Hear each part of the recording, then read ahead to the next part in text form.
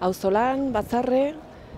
circularidad son primordiales y son parte integrante, vamos a decir, de lo que puede ser la historia no estudiada, la no historia, se le puede llamar de maneras distintas, de unas comunidades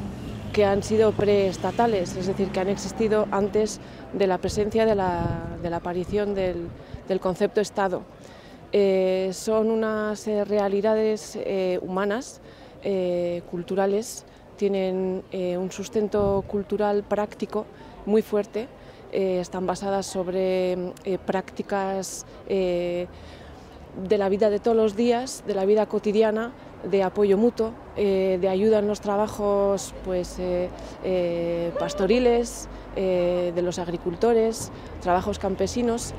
tareas que son difíciles, casi imposibles de llevar de manera individual, y entonces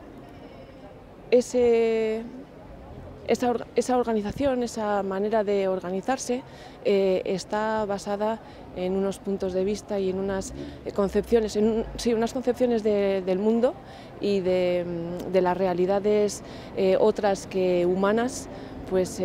muy igualitarias. Es de ahí que pasamos a hablar de circularidad y filosofía del círculo, porque tenemos ciertos ejemplos. Por ejemplo, en la parte de Suberoa, en el pueblo de Santa Gracia, las propias personas que vivían en el pueblo se consideraban hacer parte del círculo de las montañas, y en base a ese círculo instauraron entre ellos y entre ellas unas maneras de vivir, de cohabitar entre personas, hombres y mujeres, entre el medio ambiente y las personas humanas, pues totalmente igualitarias, sin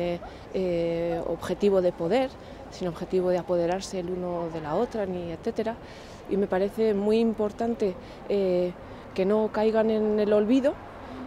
de una parte, analizarlas y, por qué no, retomar de esas experiencias, pues inspirarnos de ellas y ver qué es lo que nos pueden aportar, porque los tiempos que se nos avecinan van a ser difíciles.